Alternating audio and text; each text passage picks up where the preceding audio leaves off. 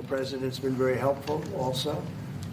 And we're also talking about trade, various trade deals that we will be doing with France. And we'll be discussing a little bit further. Then we'll have a press conference later on. You can ask some questions. We'll be having a press conference in a little while. We're going to have lunch with the entire French staff, and we look forward to it. And again, the relationship's been very special with France and very special with this gentleman on my right. And we look forward to keeping that going for a long period of time. Thank you very much. Thank you. Thank you, Mr. President. Thank you. Thank you. No, thank you. I want to thank Mr. President for his hospitality. We had a good discussion this morning for the G7 here. Yeah. And for the third year of this war in Ukraine. And I think our common objective clearly is to build peace and a solid and long-standing peace. And this is what we will discuss, obviously, because I have great respect for the bravery and the resistance of Ukrainian people. And we do share the objective of peace, but we are very aware of the necessity to have guarantees and solid peace in order to stabilize the situation. I'm here as a friend because through centuries we've been friends, and we are personal friends, as you mentioned it, because we work very well together. And I think the US and France always stands on the same side, the right side, I would say, of history. Mm-hmm. And this is exactly what is at stake today. And this is a very important moment for Europe as well. And I'm here as well after discussions with all my colleagues to say that Europe is willing to step up, to be a stronger partner, to do more in defense and security for the continent, and as well to be a reliable partner and to be engaged on trade, economy, investment in a lot of topics. So I'm very excited by the discussion we will have, and obviously we will follow up. And I want to thank you again, Mr. President, for your presence for Notre-Dame de Paris. It meant a lot for French people, and I want to thank you for that.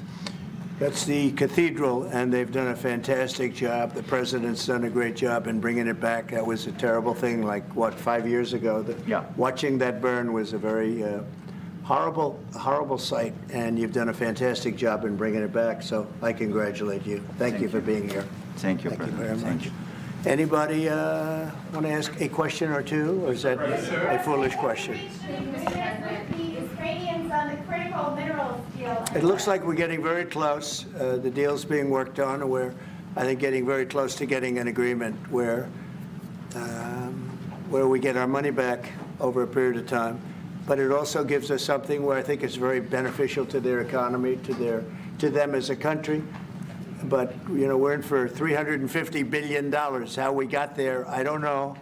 But that's a lot of money, a lot of money invested, and we had nothing to show for it. And it was the Biden administration's fault. The Europeans are in for about $100 billion, and they do it as in the form of a loan. And the Europeans have been great on this issue. They understood it wasn't fair, and we were able to work something out. But with the Ukrainians, I think I can say that we're very close. Scott's around here someplace. And I think we can say that we're very, hi Scott, I think we're very close. Do you have something to say about that, Scott? We are very close. The Good. 1 yard line. All right. Mr. President, would any security guarantees for Ukraine? What? Would a minerals deal include a security guarantee for Ukraine? Well, it'll be, Europe is going to make sure that nothing happens. I don't think it's going to be much of a problem. I think once we settle, there's going to be no more war in Ukraine, and you're not going to have it's not going to be a very big problem. That's going to be the least of it. So, President, I'm hearing from the Greek media reporting that the U.S. has agreed to shut down a military base in Greece that's been a logistical hub for That who shut down? that the U.S. has agreed to shut it down at the request of Turkey and Russia. Is that all true? Marco, do you have anything to say about it? Greece. Well, sir, that's a no. That's a no, sir. Mr. President. Is it a no, you said? It's a no, sir. It's not a correct story. Mr. President, how do you react to people in Europe who say that you are abandoning Ukraine and that you are going to sacrifice the security of Ukraine by making a deal with Vladimir Putin? We're helping Ukraine like nobody's ever helped Ukraine before. And I can say this, if I didn't become president, Ukraine would right now still be at a level where there would be no even thinking about a peace. And it's a sad thing that this happened. This would have never happened, this war, if I were president. Zero chance. And it has happened. So my function is to get you out of the war, get them out of the war, let them live. It's a bloody war. It's a horrible war. Thousands of people are being killed a week. And I would say Russia, maybe 700,000 people. I think Ukraine, probably a similar number. And that's not talking about the towns and the cities that have been blown up. That's talking about soldiers. This has been a horrible, bloody mess. And we're going to get it solved. We got to get it solved. And, you know, we're not talking about America's soldiers, soldiers from this country. We're talking about Russia and Ukraine. But on a humanitarian basis, we have to get this very, very bloody, savage problem solved. And I will say this also, it could lead to World War III if it's not solved. You know, there'll be a point at which it's not going to stop at those two countries. Already there's such involvement from other countries. And it could really lead to a very big war, World War III, and we're not going to let that happen either. Would you support the idea to send European troops in Ukraine to back the ceasefire? European troops may go into Ukraine. So when the agreement is done, they can watch that everything's followed properly. I don't think that's going to be a problem. And a lot of the European countries, I think, I don't want to speak for France, but I know that the presidents talked about doing that also. I think that'll be a very good day when we can go in as peacekeepers as opposed to what's going on right now with everybody being killed. Will they have U.S. backing, those troops going into Ukraine? Will they have U.S. backing from U.S. troops? Well, we're going to have a backing of some kind, and obviously the European countries are going to be involved. And I don't think you're going to need much backing. I think that's not going to be a problem. Once an agreement is signed, Russia's going to get back to its business, and Ukraine and Europe are going to get back to their business. I don't think it's going to be a problem. Mr. President, will you meet President Zelensky soon? What? Will you meet with President Zelensky soon? I will be meeting with President Zelensky. In fact, he may come in this week or next week to sign the agreement, and which would be nice. I'd love to meet him. Would meet at the Oval Office. So the agreement's being worked on now.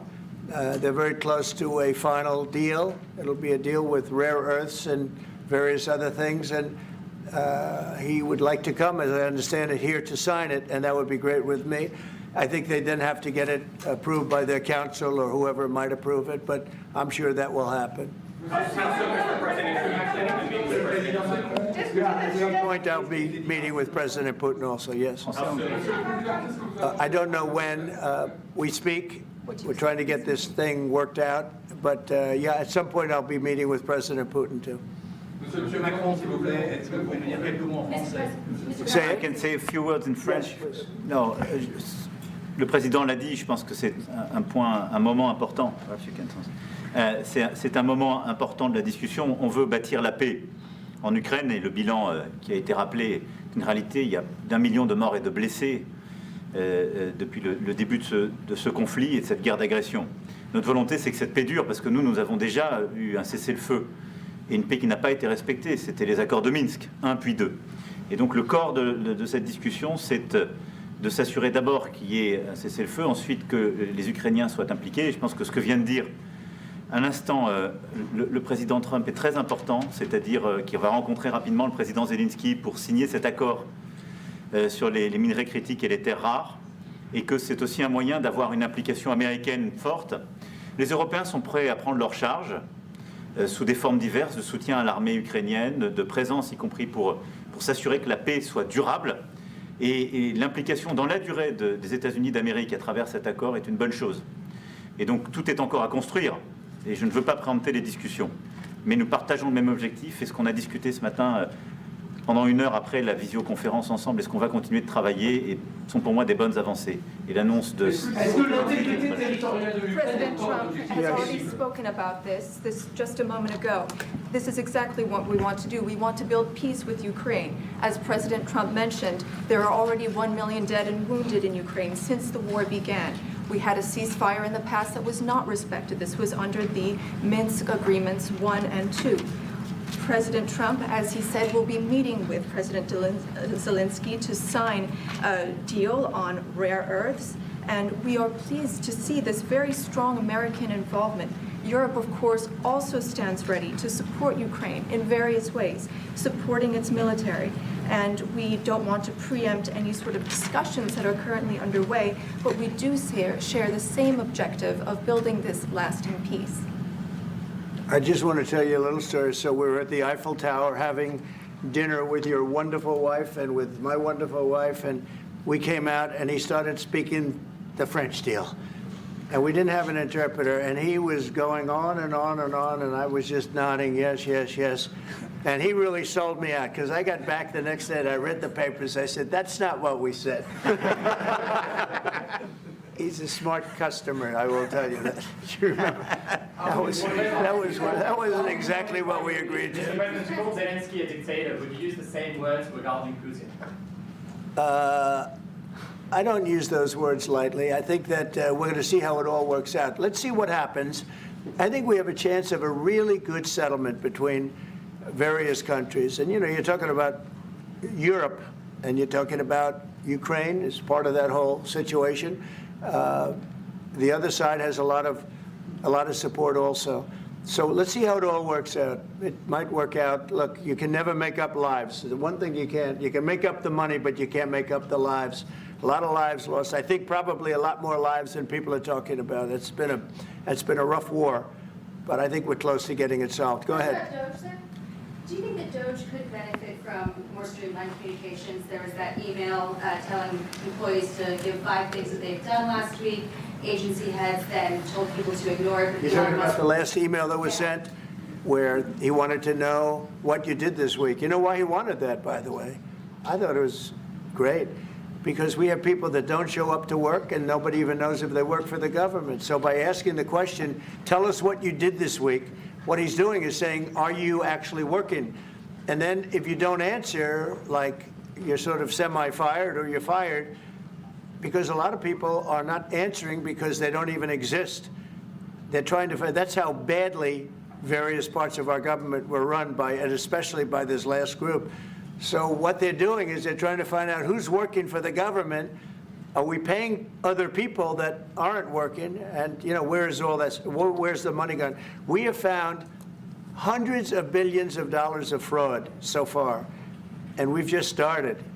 We're actually going to Fort Knox to see if the gold is there, because maybe somebody stole the gold, tons of gold. So I think it was actually, there was a lot of genius in sending it. We're trying to find out if people are working. And so we're sending a letter to people, please tell us what you did last week. If people don't respond, it's very possible that there is no such person or they're not working. Some of the agency heads instructed their employees not to respond because they were waiting on further guidance. But Elon Musk's tweet said a failure to respond would be taken as a resignation. So there's been a disconnect in communications. Yeah. Are you concerned at all about Only, no. That was done in a friendly manner. Only things such as perhaps Marco at State Department, where they have very confidential things, or the FBI, where they're working on confidential things. And they don't mean that in any way combatively with Elon. They're just saying there are some people that you don't want to really have them tell you what they're working on last week. But other than that, I think everyone thought it was a pretty ingenious idea. We have to find out where these people are. Who are they? And we said, if you don't respond, we assume you're not around. And that holds, that stands. And you're not getting paid anymore, too. So, you know, we're doing a real job. And we just had a poll come out, I guess the Harvard poll, saying that it's massively popular what we're doing. So, Mr. President, do you still believe in NATO, in the alliance between Europe and America in NATO? NATO is very much involved in this.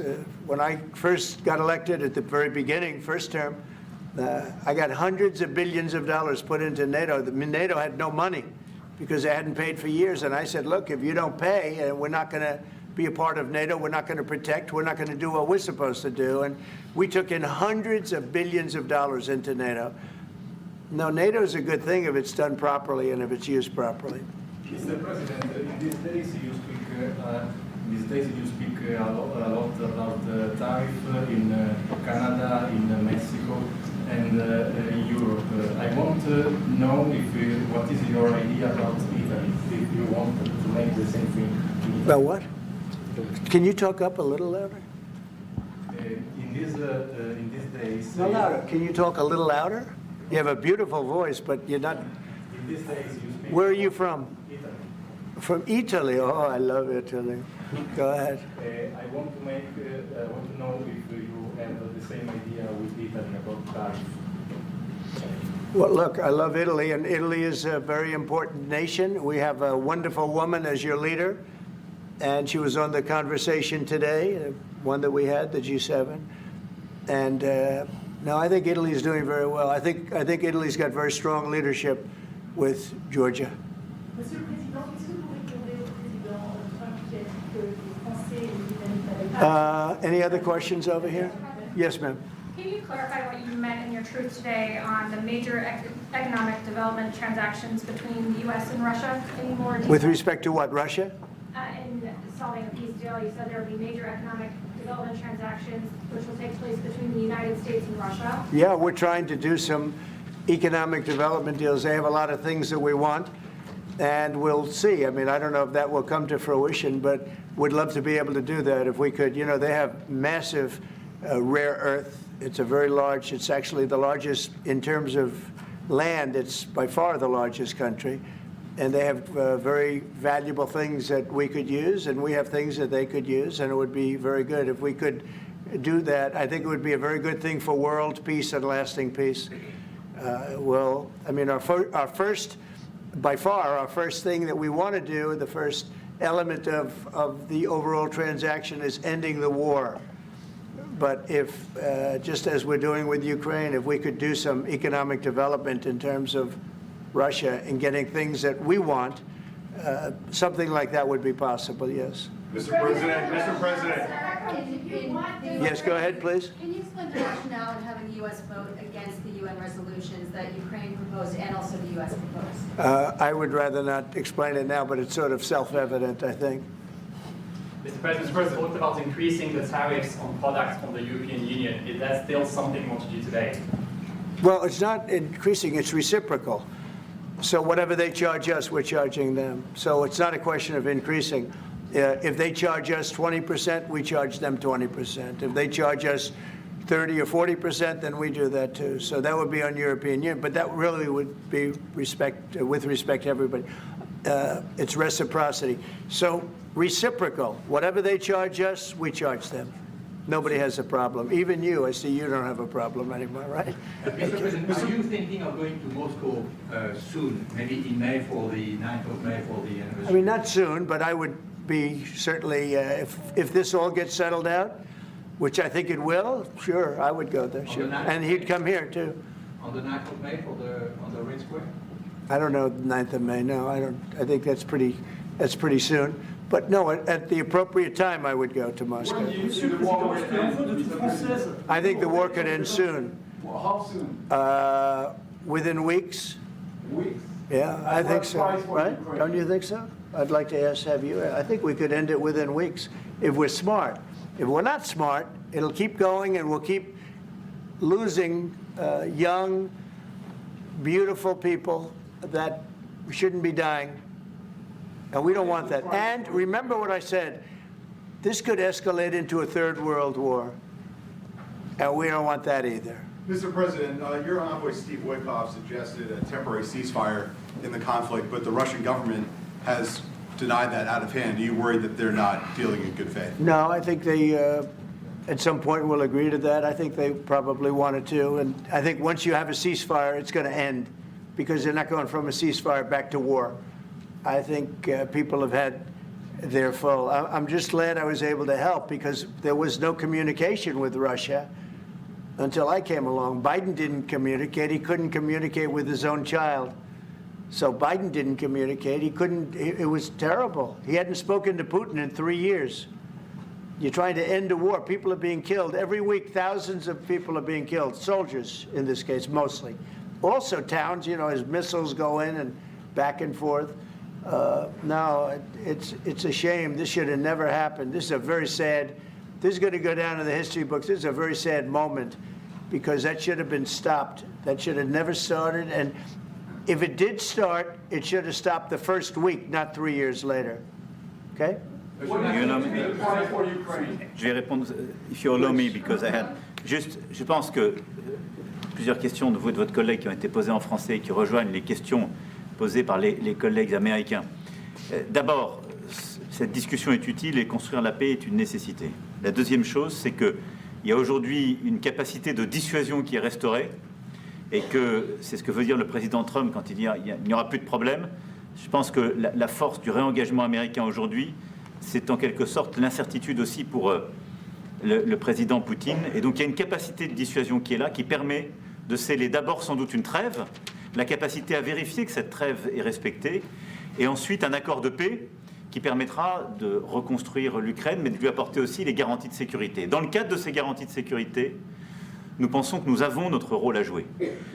Et donc, on verra à ce moment-là de la discussion, je ne veux pas la préempter, ce qui est nécessaire pour que l'Ukraine puisse rester un pays souverain. Et d'ailleurs, dans les discussions entre l'Ukraine et les États-Unis d'Amérique, il y a cette question d'une souveraineté ukrainienne qui est respectée. Et donc, nous, ce que nous avons préparé, en particulier avec nos partenaires britanniques, dans le cadre d'un travail très étroit qu'on a mené ces dernières semaines, et partagé avec tous les pays européens et alliés qui sont prêts à s'y joindre, c'est l'idée de dire on est prêt à apporter ces garanties de sécurité. Les conditions, elles doivent en être définies. Elles doivent être définies par l'accord. Ça peut aller jusqu'à l'envoi, comme l'a dit le président, de troupes qui iront observer que la paix est bien respectée, qui iront se positionner, pas sur la ligne de front, pas pour justement, en quelque sorte, être dans le conflit, mais marquer une présence comme une garantie. Il y a d'autres moyens de soutenir qui peuvent être des soutiens accrus et capacitaires à l'armée, des structures nouvelles. Et je pense aussi que l'accord qui est discuté, le président l'a dit, la crédibilité américaine qui est mise dans ce moment, c'est aussi montrer que chacun est dans son rôle, mais que nous avons une unité, Européens et Américains, et donc avec une forme de garantie que les Américains prennent par la discussion sur les minerais critiques qui sont en train de finaliser. By the way, that is the most beautiful language. I have no idea what he's saying, but that is the most elegant, beautiful language. Go ahead, please. This is a question that was asked by several. What we need to do is make sure that we are building peace. We have deterrence capabilities that have been restored. As President Trump said, there won't be any more problems. We've seen the U.S. re-engagement and the message that that sends to Mr. Putin. We have deterrence, which will allow a truce to take place, verification of that truce, and then a peace agreement can be put in place so that we can start rebuilding Ukraine with security guarantees. And we have a role to play in that. Again, I'm not preempting any discussions, but we've spoken about Ukraine's sovereignty, and that has been a subject of discussion between the U.S. and Ukraine. We have also been working closely with our British partners this week. We've shared this information with other European countries, and we are ready and willing to provide those security guarantees, which could perhaps include troops, but they would be there to maintain peace. They would not be along the front lines. They would not be part of any conflict. They would be there to ensure that the peace is respected. Our assistance may include other capacity building, perhaps for the military. We see U.S. credibility here. We each have our role to play, but it will be done in a united fashion. Mr. President, do you think that Ukraine should give up a part of its territory?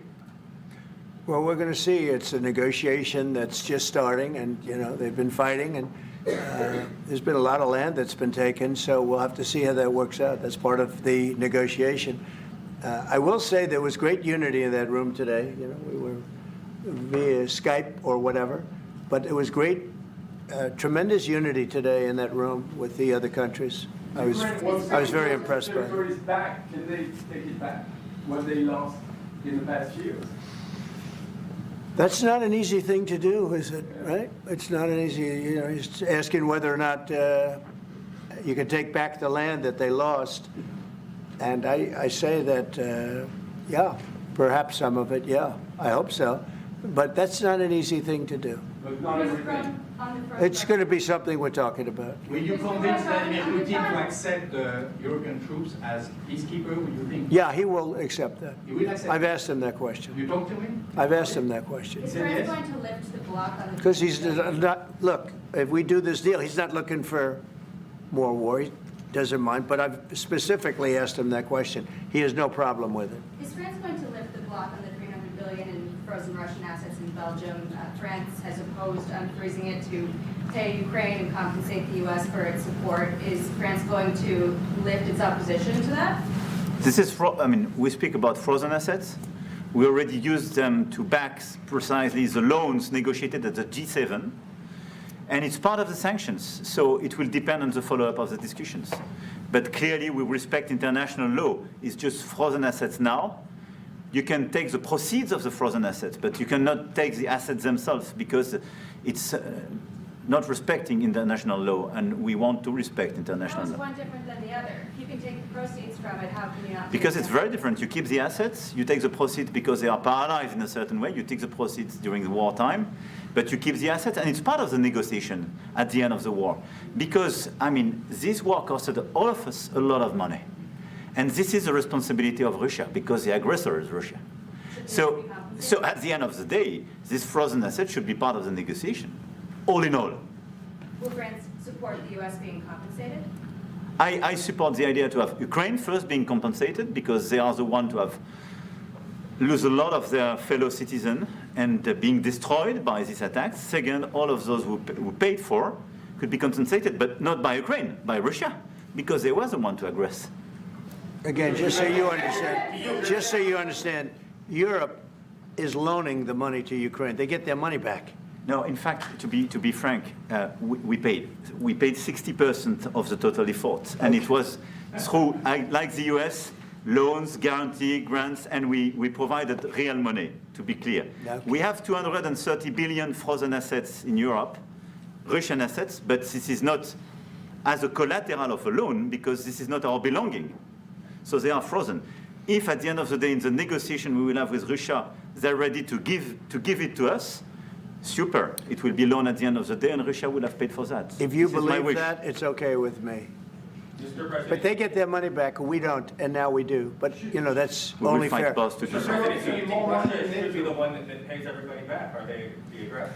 Well, we're negotiating everything, and everything's on the table, and we'll see if we can get some land back, and we'll see about a lot of different things. And we're going to be making a little speech and say a few words in a little while. We're going to have another meeting, a luncheon meeting, and we'll see you in about 2 hours.